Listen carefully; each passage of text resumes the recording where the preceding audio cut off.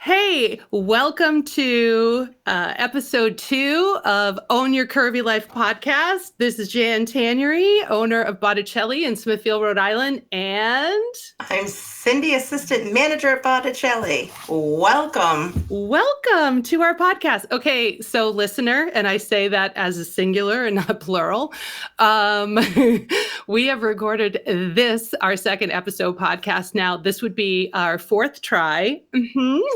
We're still learning. Thank God we have young people in our life who are tech savvy. So, Thank you.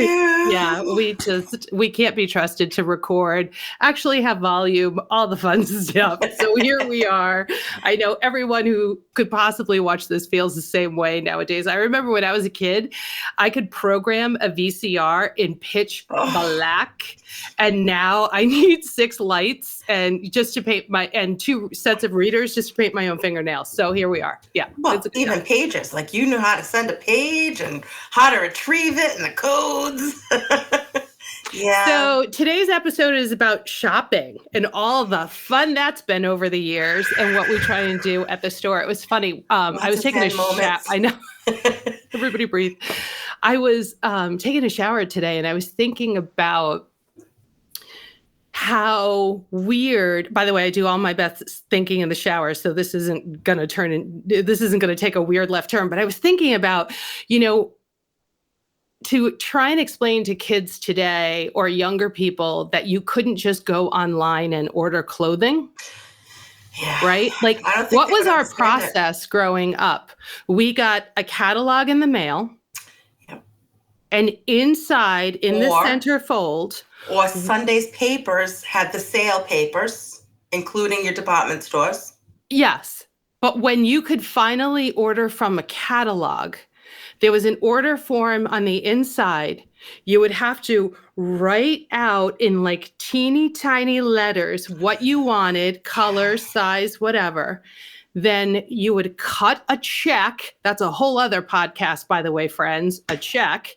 And then you would have to mail it. That means put it in an envelope, put a stamp on, which, by the way, was what, 25 cents back in the day? Oh my God, I sound like my parents. If not lesser, 19 cents. Right? And then we would take it to the post office. It would take a week to get wherever. Then they would process the order. And then you maybe got it 2 or 3 weeks after you sent it in originally. Easy 2.5 to 3 weeks later. That was it. That was all. They used to call it mail order catalog. Like, I think I'm the last generation of the Sears catalog because I literally remember being in 5th grade ordering jeans with a roller skate embroidered on the bum, right? I literally remember this with like a 1970s striped shirt that made, Peter Brady envious. Right? That was what we had to order online. Yeah. Otherwise, you drove from store to store. Yep. Jordan Marsh, Filene's. Yeah. You've come a long way, baby. And you went to the mall to get the catalog because they had them. And I think some of them were $2. One of them, I don't know if it was Macy's. $5 for the catalog. It was thick and it was everything. Yes, it was everything. You took it home and sneakers to jeans. Yeah. Yep. Yeah. At Christmas time, the Sears catalog came out and that was a special edition. And that got mailed out to everyone.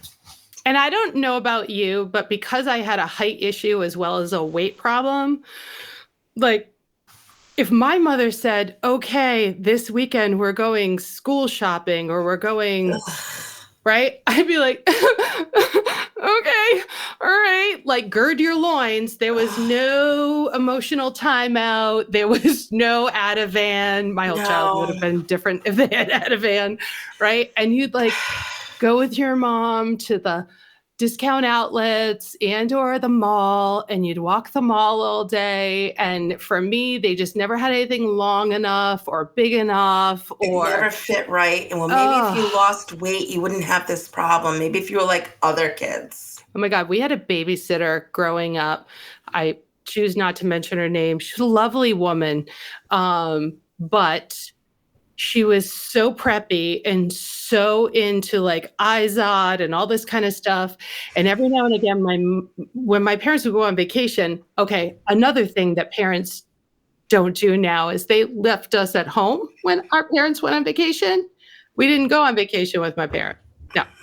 So my mother would leave her money to take us shopping because we needed clothes. And my mother was also tall and heavy. So she hated shopping, which I like to say, therefore, she made it miserable for us because she hated it. Therefore, we hated it. And it wasn't until I was old enough and had my own money that I was like, oh, I don't hate shopping. My mother hates shopping. Got it. Like, fabulous. And I remember going shopping with this babysitter and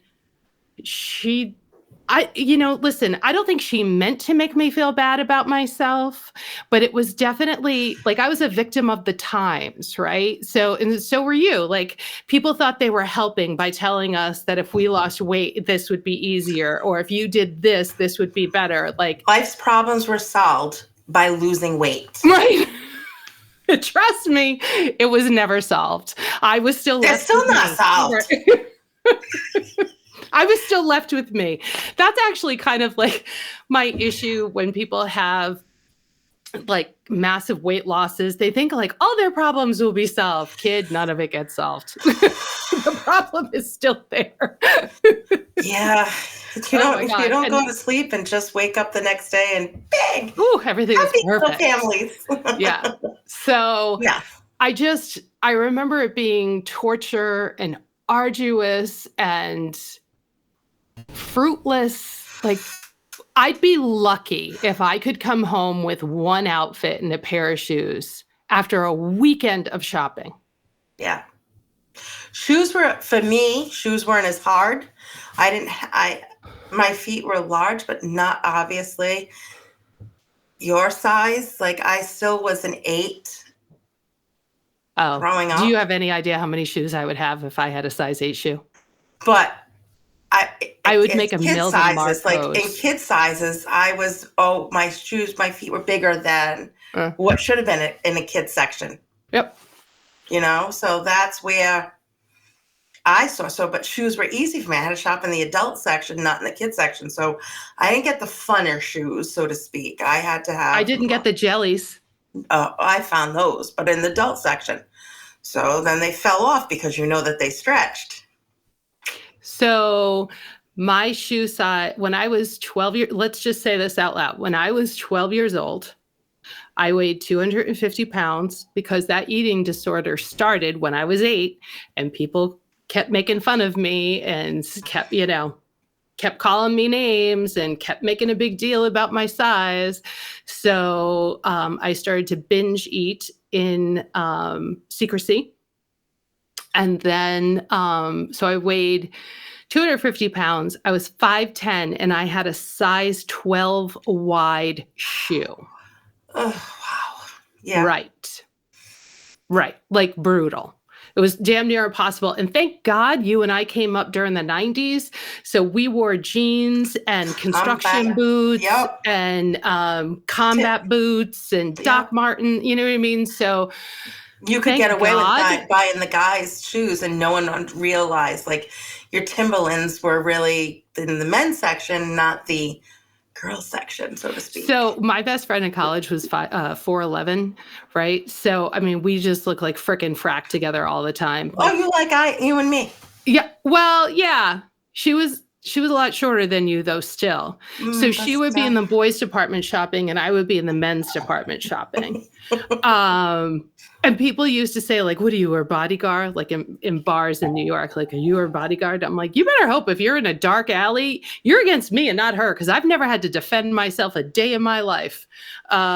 This girl could take you out with one ninja move and I wouldn't even know where to begin.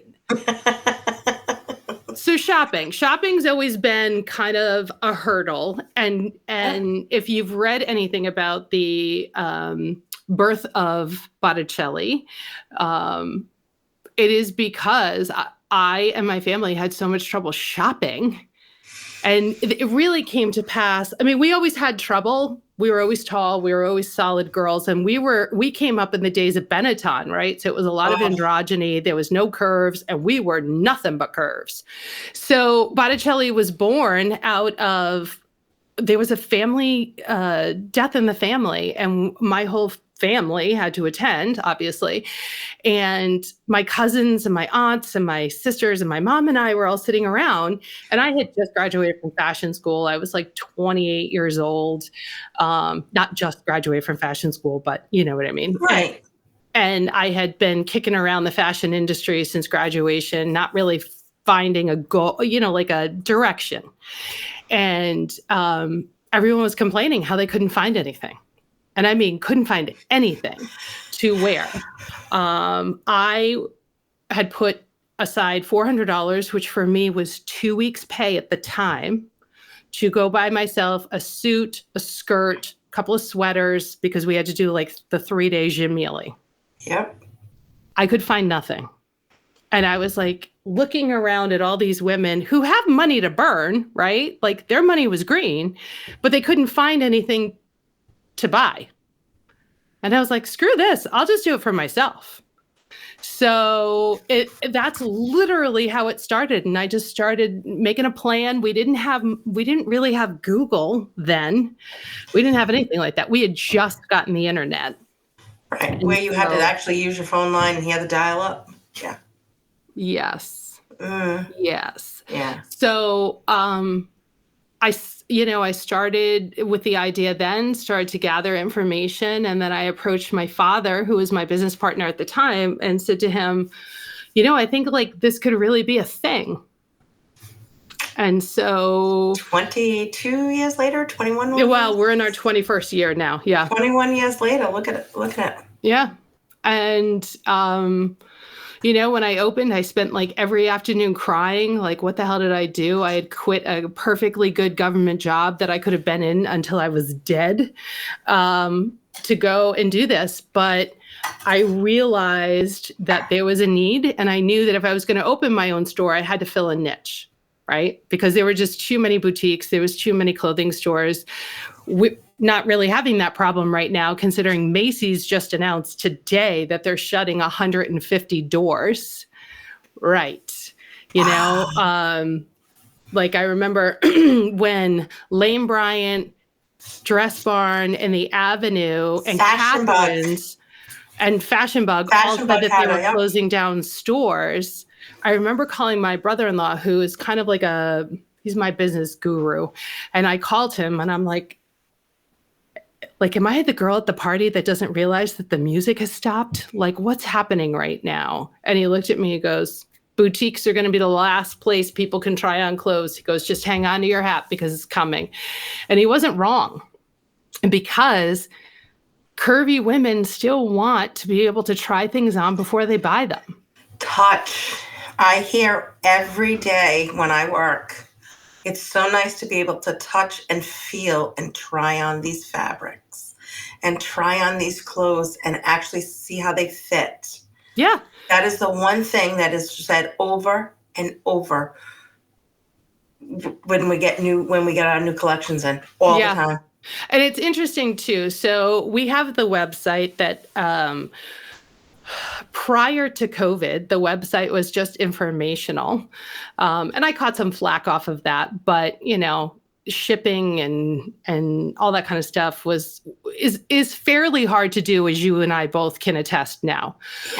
We're still not perfect at it, but we're trying very hard to keep up with times, but also to give people the customer service that they need in store and still keep the website updated and all that kind of stuff. But it was just informational, and then people came into the shop. And then, as COVID started to happen and Amazon started to happen, we realized that we needed to be online. And we basically started an online store in a matter of 2 days. So we shut down on the 17th of March, 2020. And by my mother's birthday is or my sister's birthday is the 19th. On her birthday, I launched a website. There wasn't a ton of products. We weren't great at it. We weren't measuring everything. Like, we were piecing it together, but it showed us that there was a place for it. But as you and I can attest, the website does better in the wintertime when people don't want to come out and it's too cold and they're afraid of snow or rain or whatever, as opposed to spring and summer. Everyone wants to come into the store, try it on, feel it, wants to, you know what I mean? So almost the website in the spring and summer is still kind of a PSA, sort of informational. They come in to try things on. They know what they're coming in for. Like they view the website before they come in and they're like, I saw this, and I saw this. Where are they? Yeah. So it gives them a heads up of what we have in the store. Yeah. And then there's bonus pieces that we can't get online. Right. But it's, you know, when I went into this all those years ago, I went into it to create a career for myself. Like, let's be honest. Like, I didn't want your typical retail job where I was working, you know, till midnight on Christmas Eve and, you know, all that stuff. I wanted my life on my terms. Is my story making you yawn? I'm sorry. No. Didn't get a lot of sleep last night. And no, I'm sitting down for the first time today. But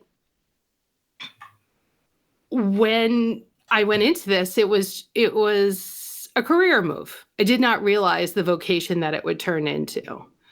Right. And now we understand and we start every day that we go in with a service heart, right? Like we want to heal people. We understand how hard shopping is for plus size women. We see it. We probably see more of the emotional side of it when shopping for Mother of the Bride, when we deal with moms. Yeah.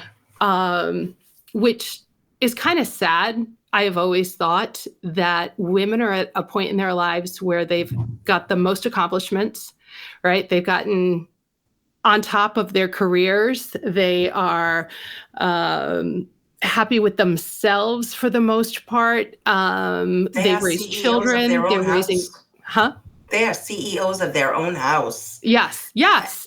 And they've got grandchildren and they've got plenty of things to be proud of. And yet they walk in from Mother of the Bride and they're still so insecure.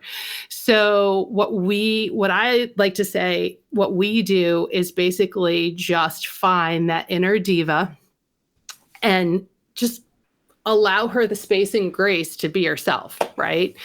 Be comfortable in her own skin. Put on a dress. There's nothing better than when a woman comes in and she's a little insecure and, oh, I don't like this. No, I don't like that. No, I want to hide this or whatever. Is she comes out in a dress that is so bomb, right? You can see it in her hips, can't you? Yeah, she comes out and she's rolling those hips as she's walking towards the mirror. And I'm like, okay, there she is. That's the girl. Right? But even when they trying like a special occasion where it may not be for a wedding and they need a dress, they're going to a shower or something. And in the summertime, they're the guests at the wedding. Yep. And I don't normally get dressed up. I usually wear sweats and jeans and I need a dress. This is like a black tie wedding I got to go to. And they walk out. It's the same thing. Like their confidence is like, oh, I can do this. Yeah. Is this too much going to be for the bride? Like, will I upstage the bride? I love that question, by the way. Even though I'm only a guest? Right. No. I love it when women say to me, either moms or guests, I don't want to upstage the bride. And I giggle and I'm like, well, first of all, that's not even possible. Yeah. She's going to be in white loudest. And she's wearing a multi-$1,000 dress. You ain't upstaging that girl. Sorry. So how about you just wear what makes you feel like a champ, right? Mm-hmm. Like that's what we want. And like, I don't know, we talk about this all the time. You and I could live off of that moment when we see a woman, we just had a trunk show 2 weeks ago for Mother of the Bride. We had 36 moms by the, from Saturday or Saturday. It was fantastic. A lot of work. It was a lot of work. But it was just so interesting to see women put on dresses and they're like, oh my God, I could do this. Like, whoo. Look at that. Oh my God, my butt's amazing. Yeah, love every second of that. I love hearing when they compliment themselves, I know. whether it's, wow, my boobs look amazing in this bra, or, Yes. wow, this dress makes my ass look good.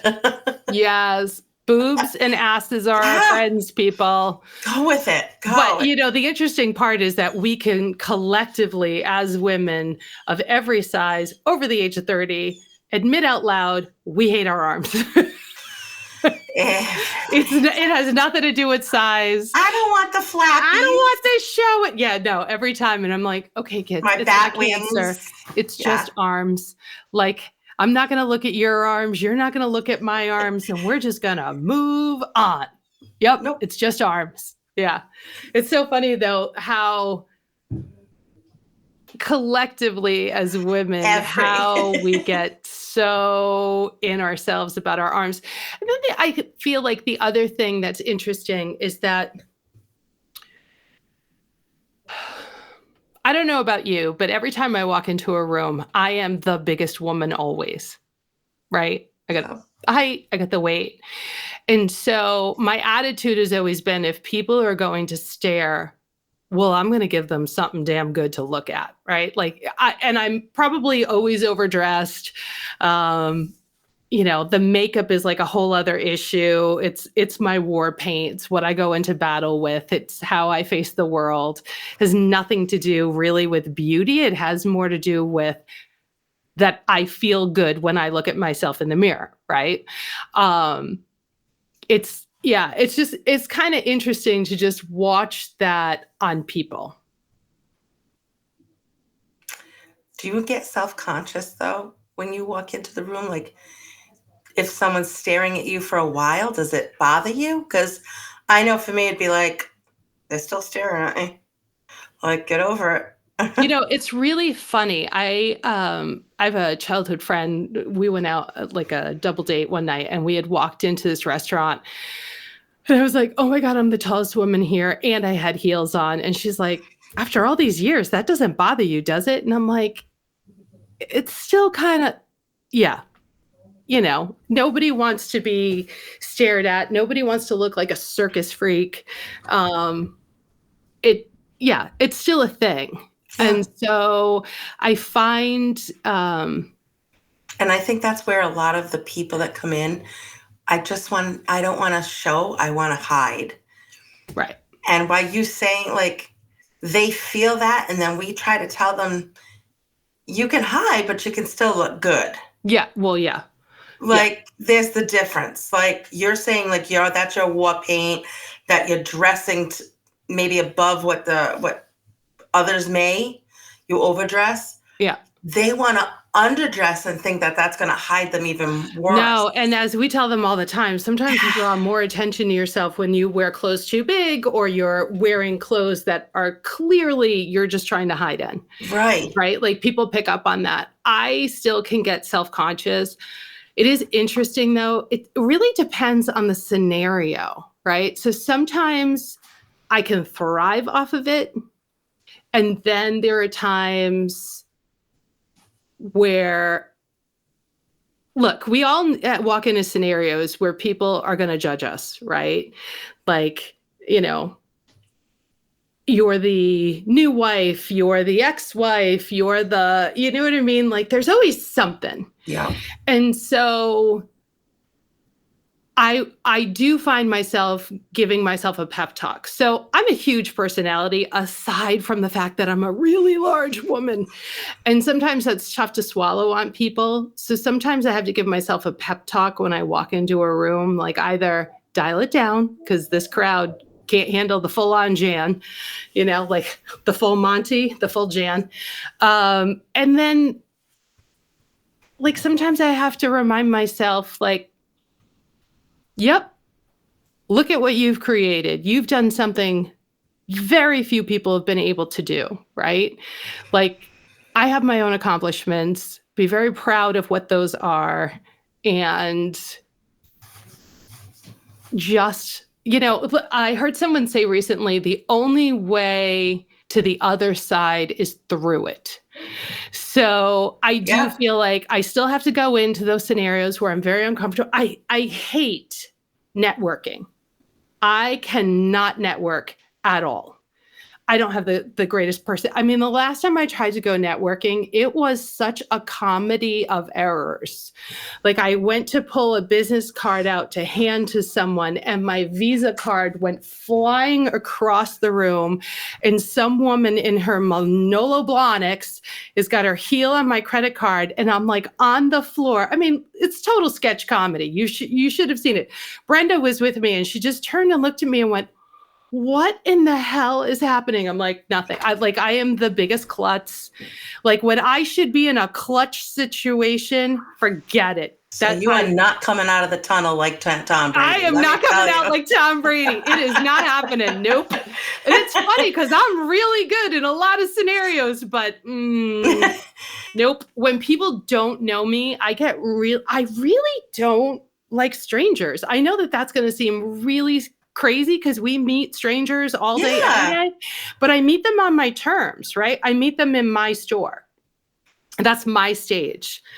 And if you invited me to your house for a wine and cheese with a bunch of people I don't know, I would be dead quiet. I just like watch and try and figure everybody out before I even open my mouth. I know you can't even believe that about me, but it's totally true. Totally true. Yep. Wow. Yep. I don't want any and attention. I'm sure a lot of these people watching are going to go, what? Yeah, I'm so shy around people that I don't know. It's really funny. Wow. Like I even laugh at myself. That's how like absurd I am. But I get really nervous around other people. I also get nervous around other people that hi, childhood trauma. That maybe know, like we would have people in common that maybe would have said unkind things about me. I get really nervous around people who I've never met, but who might have heard things about me. Right? Yeah. It's very bizarre, but I get really nervous around them. And I say nothing. You've never seen me in an uncomfortable situation. And let me tell you, I don't even open my mouth. Nothing to do with it. Yeah. Yeah. All right. So I like to sit and watch, and then I figure out by the end of the night who's who. And when I've gone to places with my husband, it's the same thing.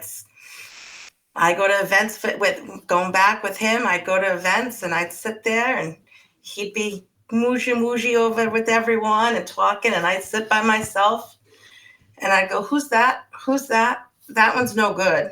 That one's doing this. And that one's a snake.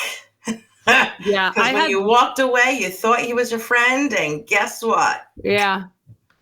Yeah. And I also, listener, I have a huge age gap between me and my husband. So when I go to so like yesterday, we went to the hospital for a test, and the nursing assistant turned and looked at me. She said, "Oh, okay, so you're the daughter." And I was like, "No, I'm the wife." And she got really wigged out that she had made the mistake. And then she got louder, and now everyone is looking. And I'm just like, no, happens all the time. It's okay. It's okay. Can we just get out of this room now, please? So it's really funny. I only like the center of attention when it's on my terms. I don't like to be the center of attention because people put me there. I know that sounds really odd, but I think that just has a lot to do with being made fun of as a kid. Yeah. Like I was made fun of a lot as a kid. Yep. And very few people stood up for me. It was back in the age before bullying was a big thing and people took it seriously. Like we lived in a plat. All the kids bullied in the area hung out together. I was probably the youngest. Yeah, I got beat up a couple of times in school and chased out of my bus and beat up at the end of my street and in school, and had my clothes and my hats and stuff and thrown on the ceilings of the. How about getting pantsed? The rooftop of the building, and my parent. Well, you got to suck it up. Coming home full of blood, getting into a fight, and what did you do to cause it? I got off a bus. That was a different generation anyway. But yeah. So it's not fun. I don't like to be the center of attention unless it's on my terms. Okay. Yeah, ever. it's really funny. So I can appreciate when women come in and say that they're self-conscious of a scenario, like, oh, my ex-husband's going to be there with the new wife and I want to look amazing. Okay. We all have things. Have We've a reason. all been there. And so I think it helps our clients that everyone that works for me, if does not now, has had a weight problem. So we're kind of like a safe space for people to tell us what their insecurities are. And our job is to kind of like fix all that up for them. Yeah. So that when they walk into the room, so often like moms will come out of the dressing room and they'll keep their hands on their stomach or on their saddlebags or whatever. And I'm like, okay, see how you're playing with that? They You're do going to do this. that day. So this is not the dress for you. You know, it's, Yeah. hell, I just went wedding dress shopping with a girlfriend of mine who's like a size 8 and 5'11". I mean, this girl is like model material. And she tried on this dress that was fabulous on her. But I finally said to her, because she's like 45 and it was her first wedding. So she's not done this before. And I said to her, can you sit in that dress?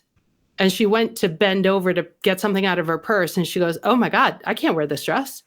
I can't even like crouch to get something out of my purse. She's like, no, I can't wear this dress. You know what I mean? So like, it's kind of our job to guide people where they need to be. So when people just say, I just want to be comfortable. Okay. Then we pretty much know how to get them there. Or I'm not wearing Spanx, or I'm not wearing I high call them the heels. devil to everyone. I say that the devil made them, so we don't want I'm sure she's a to. lovely woman, but she's lovely. We are But not wearing Spanx. But I do say that pantyhose were invented by men to keep women subservient because we are just too busy dealing with the friction between our thighs when we're wearing pantyhose than to fight with them. So, yeah, that's my motto. All right. So, and Mother of the Bride shopping has evolved over the years in general. What people are looking for, what people want. How they want to dress. I remember, 15 years ago when Spanx came out, everyone wanted to wear them. Now, nobody wants to wear them. Great. We don't want you to wear them either, right? All I need is a really good bra, and then everything else falls into place. We do like slippery undies. Foundation, as you've told me, is the key to any good house. And the foundation that you're wearing underneath will house that dress beautifully. Oh my God, you listened. I listened. You're so cute. You're so cute. You're so I paid attention in class. Do I get the A? You do. Yeah. Any good foundation will set how the dress is going to fit you and carry you through the whole. And I rest also of the think like day. a quality garment, right? So Yeah. we have people that will go and see pictures of dresses that they've tried on with us at Chinese knockoff websites, and it looks the same. Well, that's because they screenshotted the picture and put it on their website. And let me tell you, what you get if you get a dress at all, is not going to look anything like this. Right? We've seen the horror stories. We know it. The fabric is so thin. Or just listen, Garbage. when you're dealing with Chinese knockoff websites, you're also dealing with people that don't allow for seam allowances, and the quality is bad. Or, like someone came in with a satin dress once and the fabric was actually just liner. Yeah. Yeah. Like it's bad. Yeah. See-through. Oh my God. How am I supposed to wear anything? Like I can't even wear a bra. Oh, I'd want to wear a bra because everything else is going to be shown. Right. That's how thin it is. Yeah. It's like, yeah. And that, unfortunately, a lot of women learn that lesson the hard way because they buy a bunch of dresses and, they were only like $100 a piece. And they said they'd take them back. But by the time you try and send it back, you've got to pay duties, you've got to pay fees. And now you're out. It's very rare that someone actually can return the dress and get their money back. And so now you're out money, and then you have to go and you have to buy another dress anyway. So, I always say to women, just start with a good quality garment. like spend a little more. You'll be more comfortable. You'll like how the pictures look. And damn it, at the end of the day, the pictures are the only thing that we're left with.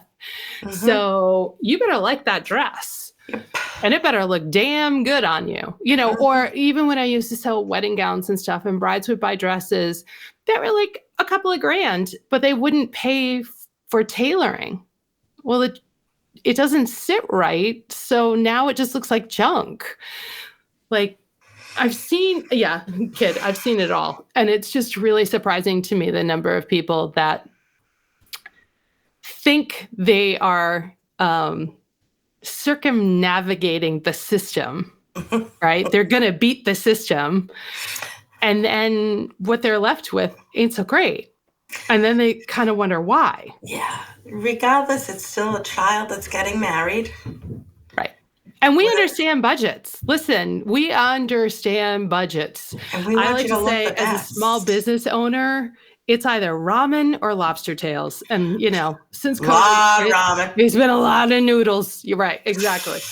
So How do we want that pasta today? seriously.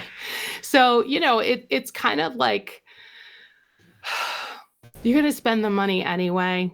Spend it once, get a good garment, have it tailored by someone reasonable. My father has a saying in business, you either want good or you want cheap, but you cannot have both. Yeah. And he's not wrong. I've said this for years, like there's a certain point in your life where you have to stop shopping at like TJ Maxx for everything, right? Like TJ Maxx, Marshalls, we are at an age where we can't keep getting away with subpar quality merchandise. It doesn't sit right on us, right? We talk about the bras. You can't keep buying the Walmart bras and think like they're gonna make you look fabulous in dresses. It's like a whole thing that you either want good and you want to look good or you want cheap. And I understand that there's a place for inexpensive clothing, but not on your daughter's wedding day, right? Like everyone else looks fabulous. You're going on a vacation to a beach? Yeah, you can go get tank tops at Walmart. Right. We've done it. Oh, I'm like the queen of the Old Navy clearance rack when I'm going on vacation. I love a good tank top that by the end of the season, it's discolored. I've worn it to shreds. It's got stains. And I throw it out because I didn't spend a lot. I go out and buy white T-shirts. I buy like a half a dozen at the beginning of every spring season. And then I just throw them away because of the deodorant stains. Yeah. Or, there's stains in general. Just chuck them. So obviously on those, I'm not going to spend a ton of money, right? Again, let's circle back to always the biggest woman in the room, and people are going to look. And so I want to make sure that they go, oh, that Jan, she's always put together, right? As opposed to, oh, poor thing, couldn't find a dress, right? Because I'm Arab. My Lebanese aunties have all said it, right? Oh, poor thing, couldn't find a dress. You know what I mean? We don't. No, we're not doing that anymore.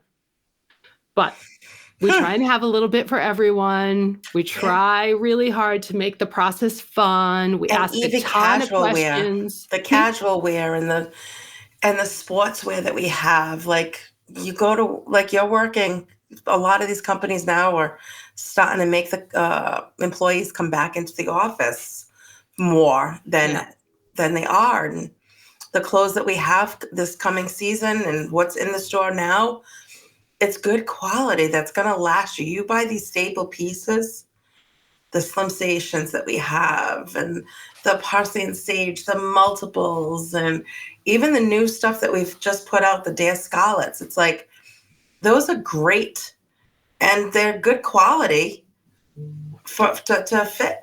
I knew when I opened that I wanted to make sure that what I sold was beautiful, but it was functional. Yeah. Right. So a lot of people would come in. There was this boutique in Las Vegas that a lot of my clients, when I first opened, had shopped at. It was called Rose of Sharon in Las Vegas. I don't even know if it's still there, but a lot of clients used to talk to me about it. It was beautiful, but you couldn't wear it every day. And I wanted clothing that you could wear every day. Yeah. Right. It was like a lot of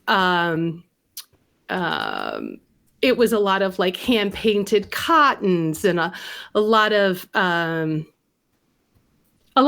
painting, which was fine, but you weren't wearing it to the office. No, And it was on vacation. You picked it up. It was something, a conversational piece that you're going to wear and have right. fun in. And I wanted things that were still beautiful, Yep. great quality, but that you could wear. Yep.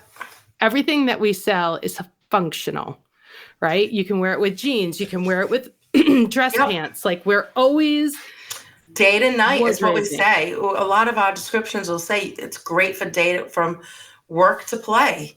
Like at just changing accessories, just changing your shoes or something, adding something or taking something away. You had a blazer or jacket over for the daytime, take it off, add a necklace, and the top goes great for evening going out. Exactly. And yeah. Yeah. It's functional. So that's one of our goals. So I guess